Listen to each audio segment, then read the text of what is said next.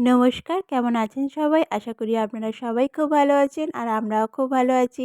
আমার আরও একটি নতুন ব্লগে আপনাদের সকলকে স্বাগত জানাই। দেখতেই পাচ্ছেন চলে এসেছি সকালবেলা চা আর চানাচুর মুড়ি নিয়ে। হ্যাঁ, আজকের এই চানাচুর মুড়ি দিয়ে আর চা তার সাথে একটু চা খেয়ে নেবো। এই হলো আমাদের আজকে সকালবেলার ব্রেকফাস্ট। দিদিকে বলেছি আর কোনো রকম টিফিন করতে হবে না। কেন এমনিতেই ঘুম থেকে উঠতে একটু লেট হয়ে গেছে আর বুঝতেই পারছেন শীতের বেলা কাজ করতে করতেই বেলা কখন ফুরিয়ে যায় কোনো ঠিকানা নেই। ওই জন্য বলেছি থাক আজকে কোনো টিফিন বানাবি না, এই চানাচুর মুড়ি আর চা দিয়েই খেয়ে নেবো। আর দুপুরের রান্না টান্না একটু তাড়াতাড়ি করে নিস, তাড়াতাড়ি একটু দুপুরের লাঞ্চটা কমপ্লিট করে নেবো, তাহলেই হবে। আর এই তো এদিকে চলে এসছে দিদি রান্না করতে। মাছের ঝোল করবে, তো মাছগুলো আগে ভেজে রেখে দিয়েছে।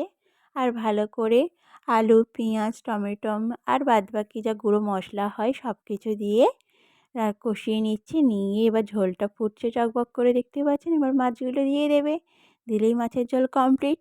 আরও অনেক কিছু বানিয়েছিল, সব কিছু আপনাদের সাথে শেয়ার করা হয়নি। আমার দিদি বেশ রান্নাবান্না খুব ভালোই করে আর আমি অতটা ভালো রান্না পারি না। এই জন্য আমার শ্বশুরবাড়িতে প্রথম প্রথম আমাকে অনেক কথাই শুনতে হয়েছে। কিন্তু এই দিদির কাছে যে কতদিন আছি ভাবছি যে দিদির কাছে ভালো করে রান্নাটা শিখে নেব। শ্বশুরবাড়ি বলে কথা, তো কথা তো একটু শুনতেই হবে বলুন। শ্বশুরবাড়িতে মানে শিক্ষকের তো আর অভাব নেই, শিক্ষা দেওয়ারও কোনো অভাব নেই। তার জন্য তো একটু কথা শুনতেই হবে। আর এই যে দেখতে পাচ্ছেন আমার দিদিভাই এখন বাসনগুলো ধুয়ে নিচ্ছে। আর আমি না বাড়ির ছোট, আমার দিদি মোটামুটি সব কাজই পারতো আর আমি তো কোনো কাজই পারতাম না। কারণ আমি বাড়ির ছোট, একটু আদরে ছিলাম, সবার বলতে পারেন আদরের নয়নের মণি। কাজবাজ একটু কমই করতাম। আর রান্না তো আমি একেবারেই জানতাম না। ঘরোয়া কাজগুলো আমি করতে ভালোবাসতাম, যেমন এই বিছানাটা গুছিয়ে রাখা, এই জামা কাপড়গুলো সুন্দর করে ভাঁজ করে রাখা, এইগুলো টুকটাক করতাম। কিন্তু রান্নাটা না আমি একেবারেই পারতাম না। তো রান্নাটা আমি ভালো করে জানিই না।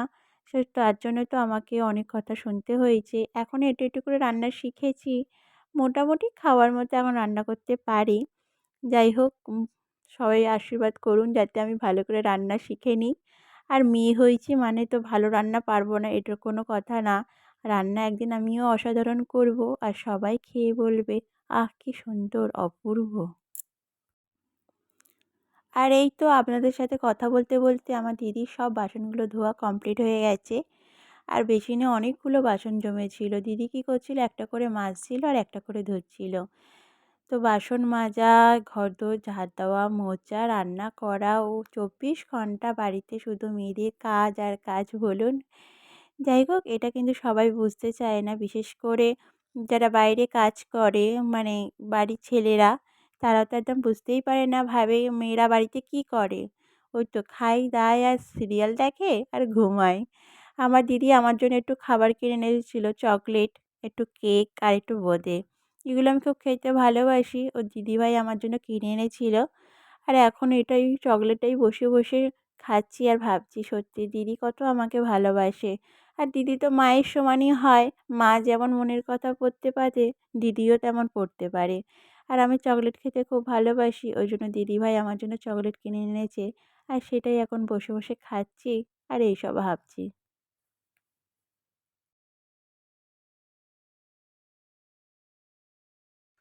তারপরে অনেকটা সময় পেরিয়ে গেছে। এখানে ছেলেকে ভালো করে সর্ষের তেল মাখিয়ে দিয়েছি। দিয়ে আর রোদে বসে বসে ওর নখগুলো অনেক বড় বড় হয়েছে, সেইগুলো একটু কেটে দিচ্ছি।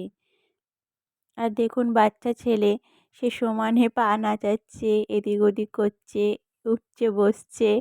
দেখতেই পাচ্ছেন ছটফট করছে। তাও বলতে হয় আমার ছেলে অনেকটাই শান্ত, নাহলে আমি হয়তো ওর নখগুলো সব কাটতে পারতাম না।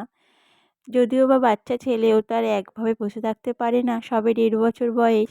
একটু তো ছটফট করবেই। আর আমি কোনো রকমে সাবধানেই ওর নখগুলো কেটে দিচ্ছি। আর বাচ্চা ছেলে, ওর সব কিছু খেয়াল তো মাকেই রাখতে হবে, তাই না? তো এই কাজগুলো আমিই করে থাকি। আর আমার ছেলে প্রচণ্ড শান্ত বলতে পারেন, মানে বদমাইশি করে একটুখানি, কিন্তু প্রচুর বুদ্ধি। আর যেটা বলি সেটা কিন্তু শোনে। এটা যেন সারা জীবন থাকে যে মা এটা বকছে, এটা করব না, এটা শুনবো। এটা যদি করে তো আমার পক্ষে খুবই ভালো হবে, আর আমি যে কি সুখী হব সেটা বলে বোঝাতে পারবো না। যাই হোক, দেখা যাক যত বড় হবে, চঞ্চল হবে, বদমাইশি করবে, না একটু মায়ের কথা শুনবে। আর ও মনে মনে বসে বসে ভাবছে যে মা কী করছে আমার সাথে, আর কখন আমার হাতটা ছেড়ে দেবে আর আমি একটু ছুটে হেঁটে বেড়াবো, খেলা করবো। আর এই তো দেখুন, আপনাদের সাথে কথা বলতে বলতে আমার ছেলের নখগুলো সব সুন্দর করে কাটাও কমপ্লিট হয়ে গেছে। আর এই তো স্নান করানো কমপ্লিট হয়ে গেছে, আর এখন একটু মুখে ক্রিম লাগিয়ে দিচ্ছি, আর সেই জন্য আমার দিকে কীরকমভাবে চেয়ে রয়েছে। আর এর মাঝে অনেকটা সময় পেরিয়ে গেছে, এখন হলো বিকেলবেলা। আমার ছেলে ঘুম থেকে উঠে বায়না করেছে ঘুরতে যাবে, আর তারই জন্য আমরা ঘুরতে তিনজনে যাচ্ছ? একটু রাস্তায় বেরিয়েছি ওকে চলো। নিয়ে একটু ঘুরবো বলে। আর আমি যেহেতু আগে চলে এসেছি বলে আমার ছেলে কান্না করছিল যে মা আগে যাচ্ছে কেন, মা যদি আর চলে যায় আমাকে ছেড়ে, তারপরে আমার হাত ধরে ঘুরছে।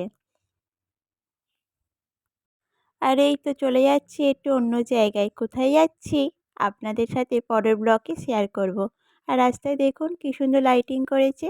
আজকের ভিডিওটা আপনাদের কেমন লাগলো অবশ্যই কমেন্ট করে জানাবেন, একটা লাইক করবেন আর সাবস্ক্রাইব করে আমার চ্যানেলটির পাশে থাকবেন। সবাই সুস্থ থাকবেন, ভালো থাকবেন। রাধে রাধে।